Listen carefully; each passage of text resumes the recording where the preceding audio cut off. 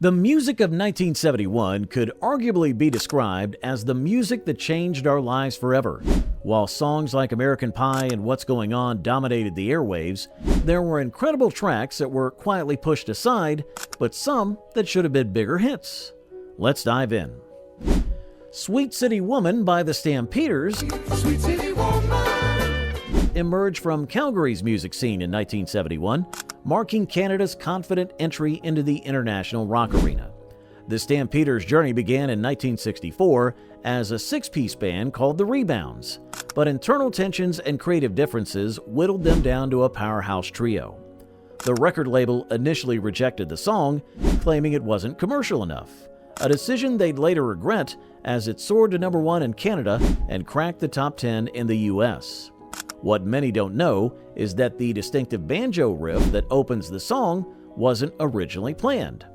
The band's producer discovered guitarist Rich Dodson playing around with a banjo during a coffee break and insisted they incorporate it into the track. This happy accident transformed a standard rock song into something uniquely memorable, blending country twang with rock and roll attitude in a way that hadn't been done before. The band actually recorded the song twice. The first version was deemed too slow and mellow. The version we know today was recorded at 2 a.m. after the band had consumed several pots of coffee, giving it that energetic edge that made it a hit. Middle of the Road's Chirpy Chirpy Cheep Cheep has a darker history than its playful title suggests. The Scottish band formed in Glasgow in 1970, led by Sally Carr's distinctive vocals. The song, written by Lally Stott, was initially dismissed by British radio for being too simplistic. However, it became an unexpected international sensation despite, or perhaps because of, its controversial lyrics about child abandonment masked behind an upbeat melody. The band's success story took an unexpected turn when they discovered they'd been systematically underpaid by their management. This led to a bitter legal battle that would last for years, effectively ending their momentum just as they were reaching their peak. The irony wasn't lost on the band. They were singing about abandonment while feeling abandoned by the industry they trusted. In a strange twist of fate, the song has found new life in recent years as a training tool for linguistic studies, thanks to its simple, repetitive structure. Language schools in several European countries use it to help students grasp basic English patterns, proving that sometimes the simplest songs have the most staying power. The Boys' Timothy stands as one of the most controversial hits of 1971. Cleverly disguised as a catchy pop song. The band from Wilkes-Barre, Pennsylvania, worked with Michael Wright, who deliberately wrote a song about cannibalism to help the band break their contract. The strategy worked. The song's success forced their label to take notice, even as radio stations across the country began banning it once they realized its true meaning. The song's production was handled by Rupert Holmes, who would later find fame with the Pina Colada song. Holmes has admitted that he crafted the cheerful arrangement specifically to mask the dark lyrics, creating a cognitive dissonance that made the song even more unsettling once listeners caught on. Perhaps the most fascinating aspect of Timothy is that it became a hit despite being rejected by 45 radio stations.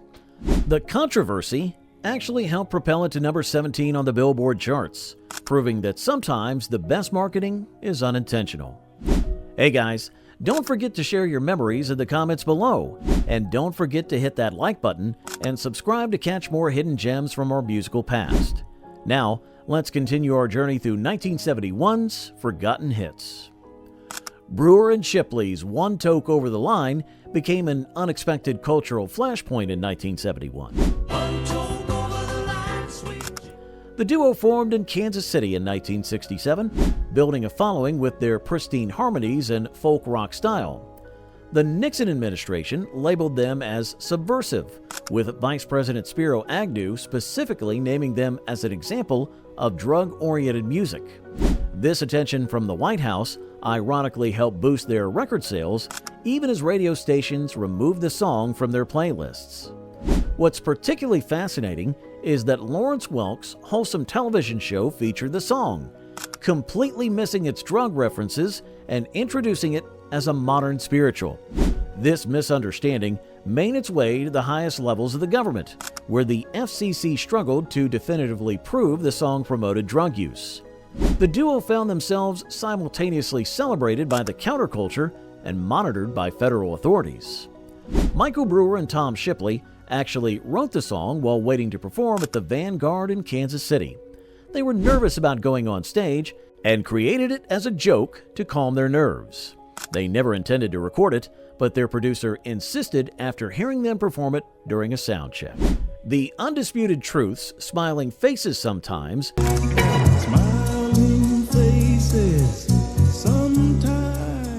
emerged from the innovative mind of Norman Whitfield, who was pushing Motown in a more psychedelic direction. The group, formed in 1970, served as Whitfield's experimental project to explore darker, more complex themes than typical Motown fare.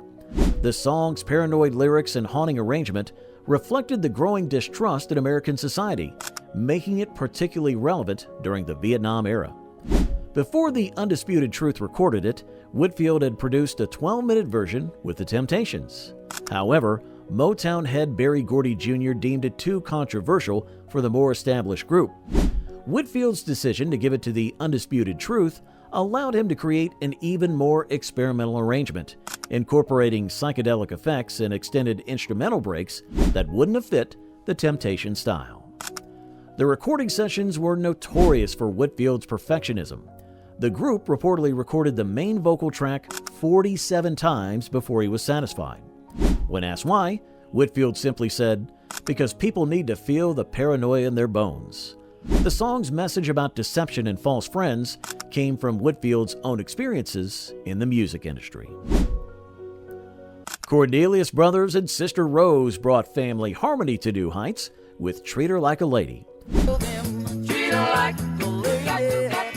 The Florida-based group started singing in their father's church before transitioning to secular music in the late 1960s.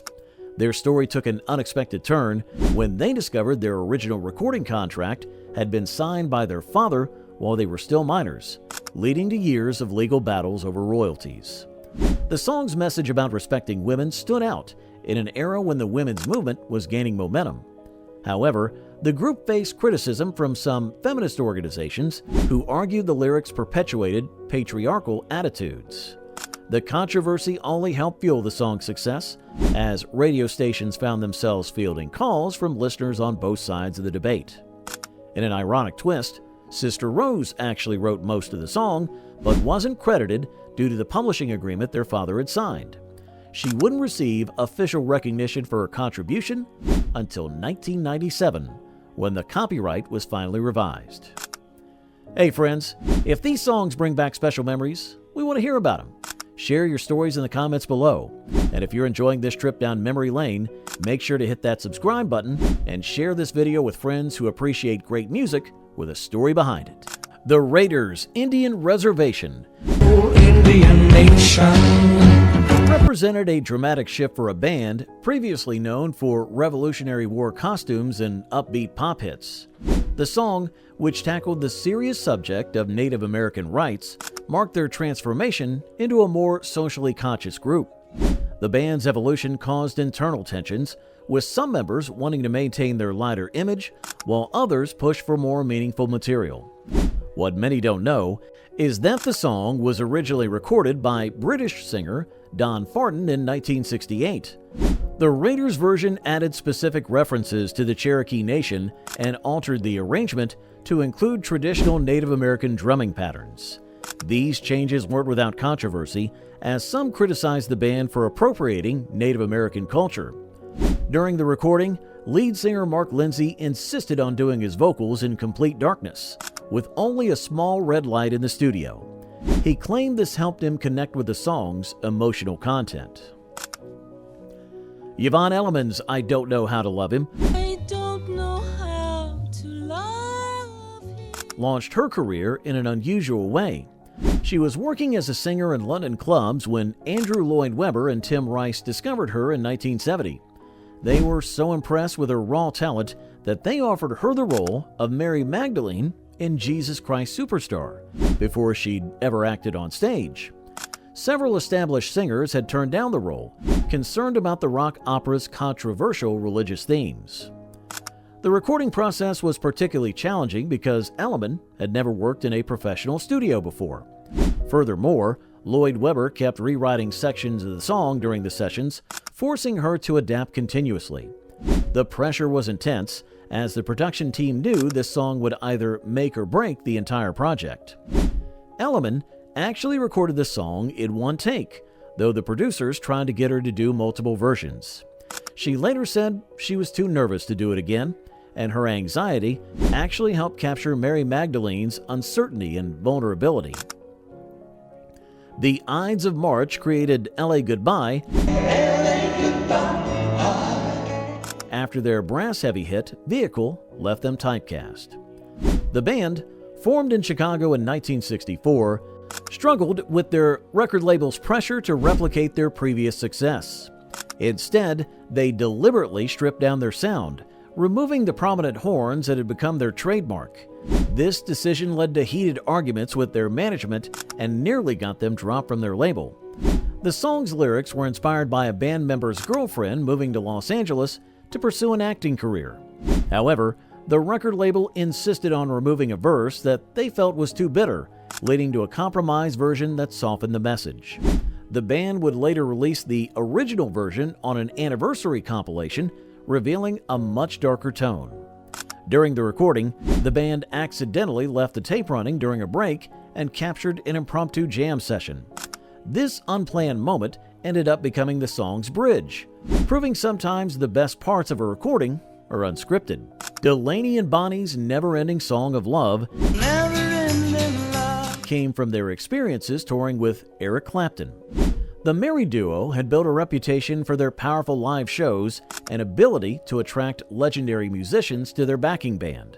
However, their personal relationship was deteriorating, even as they recorded this optimistic love song, adding a layer of irony to its success. The recording session included an all-star cast of musicians, including members of the Allman Brothers Band and Rita Coolidge. The loose, party-like atmosphere in the studio contributed to the song's organic feel, but it also led to tensions when Delaney insisted on multiple retakes despite the group's preference for the early versions. Most remarkably, Bonnie Bramlett wrote the song's bridge while walking to the studio that morning. She scribbled the lyrics on a paper bag from her breakfast and presented them to Delaney just before recording began. That spontaneous addition helped capture the joyful, uncontrived spirit that made the song special. We've just scratched the surface of 1971's forgotten music. If you've enjoyed this journey through time, make sure to subscribe to our channel for more deep dives into music's forgotten classics. Share these stories with friends who appreciate the power of music to capture a moment in time.